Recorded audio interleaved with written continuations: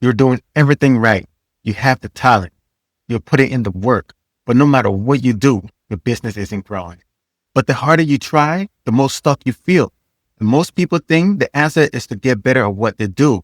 So they take more courses, get more certificate, and learn more tools. And that's not it. In this video, I'm going to show you exactly what's in the way. And it's something most people don't even think to look at. In the Bible, there's a story about the parable of the sower, a farmer who went out to plant seeds. Same seeds, same farmers, same hand. But the seed landed in 4 different places. Some fell on a path, and birds came and ate them up, and they were gone. Some fell on rocky ground. They grew, but their roots couldn't go deep. When the sun came out, they died. Some fell between thorns.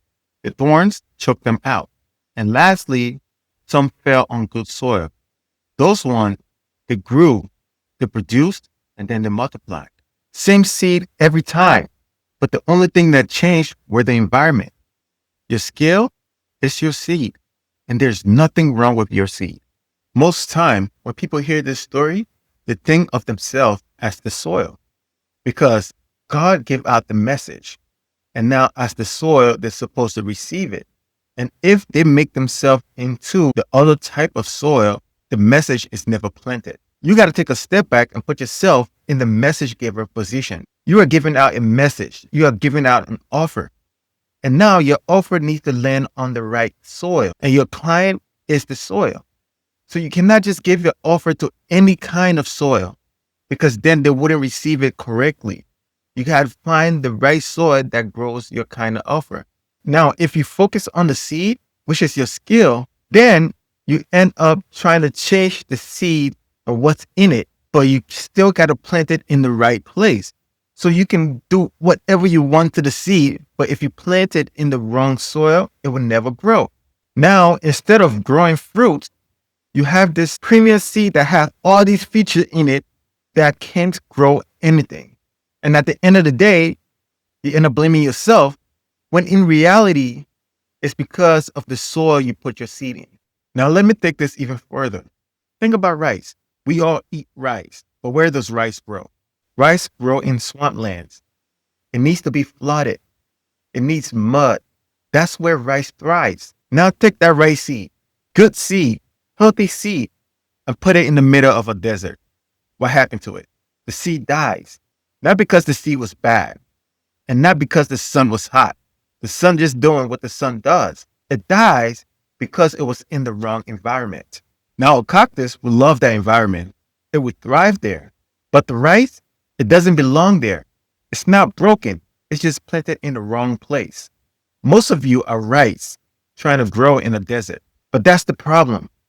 You have specialized skills and you are highly valued, but you are selling to people who wants the cheapest option. And we have a saying, don't we? Cheap and fast doesn't equal quality. Quality and fast doesn't equal cheap.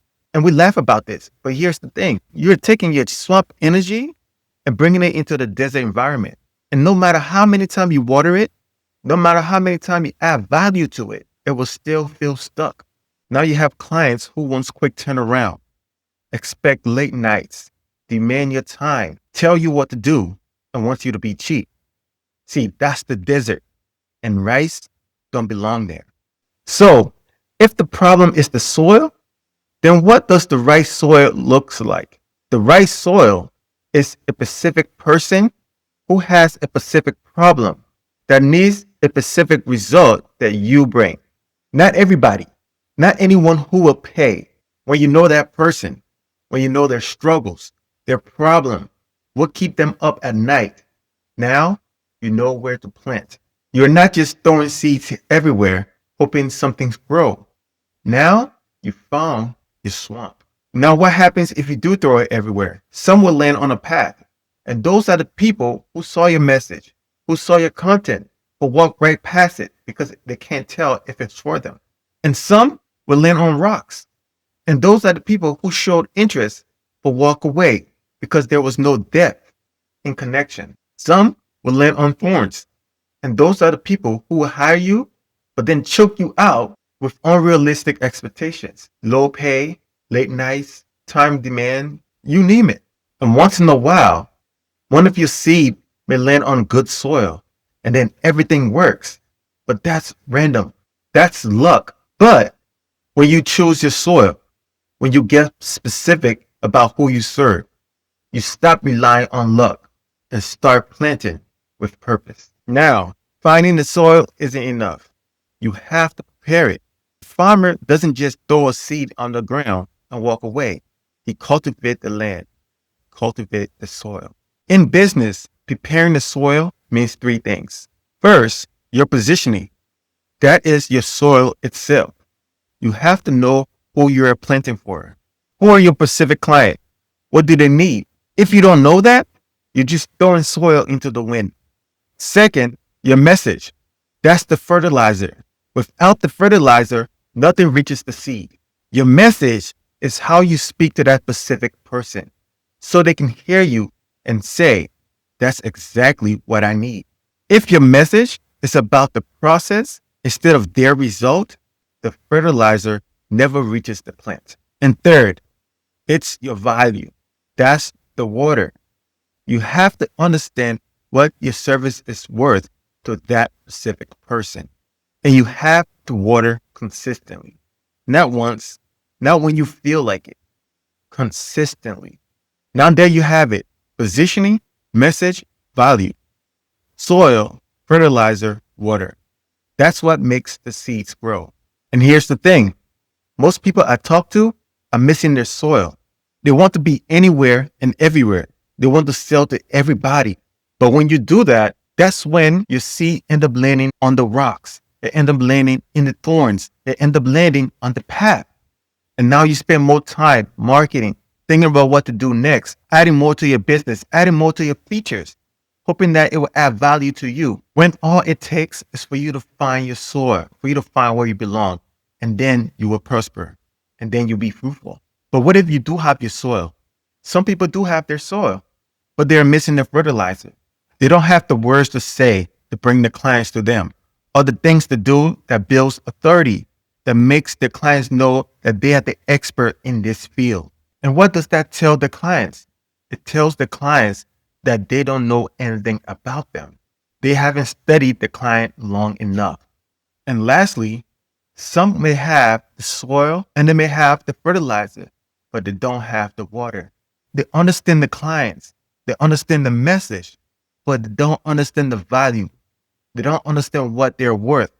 And so they end up doing things that devalue them. And now their seed can grow. And here's what I see most often. People have their soil, but they don't cultivate it. So now they don't have a fertilizer and they don't have water. You see, most time people know their niche, but they don't know their specifics. They don't know who the specific person is. And because they don't know who the specific person is, they don't know what message to give them and the value that comes with that. They will never know what it's truly worth. And here's what I leave you with. Don't be a farmer who has premium seed and spread it everywhere. Be a farmer who is intentional about where they put their seeds. Because when you know where you put your seed, you end up taking care of it. Now, I know what you are thinking. If I only focus on one specific person, won't I limit myself? Won't I run other people to serve? That's the fear, but it's not the truth. Think about it. Your specific type of client, they exist in your city, in your county, in your state, in your country, even around the world. That one type of person is everywhere. Specializing doesn't shrink your market. It sharpens your aim. Look at the biggest companies in the world. Apple didn't start by selling everything to everyone. They started with a specific product for one specific person. Nike did the same thing. Tesla did the same thing. They specialized first. They dominated their soil and then they expanded, but only after they owned their ground. And I get that it may feel risky. It may feel like you are leaving money on the table. But let me ask you, you're serving everyone now. How is that working for you? Are you getting more clients? If the answer isn't to your liking, then staying broad isn't safe. It's slow. Now let me ask you something. When you look in the health profession, who makes the most money? The specialists. The people who name exactly what to do, and their people find them easily. In fact, they get referrals. Think about it. Let's say a brain surgeon, right? He's a specialist. His focus is on brain. He may know how to do liver. He may know how to do heart. He may know how to heal a wound, but he won't do it. His focus is on brain. And so whoever needs brain, they come to him, but they pay the big bucks. Whereas you go to your regular doctor and he take care of almost everything, but he get paid the most minimum out of the whole group. That's the difference. When you can specialize on somebody specific pain, you will get paid premium prices. But if you try to be a generalist and do service for everybody, they pay you what generalists get. And here's the beauty about being a specialist. Anybody with a problem could probably go and see that specialist and he can help take care of that problem. But he is not marketing to everybody because you're focused on one specific person who has one specific problem that needs one specific solution. Means that nobody can come to you in your niche because your niche is your niche. You do what you do. But because you're focused on that one person, you're building result for that particular person.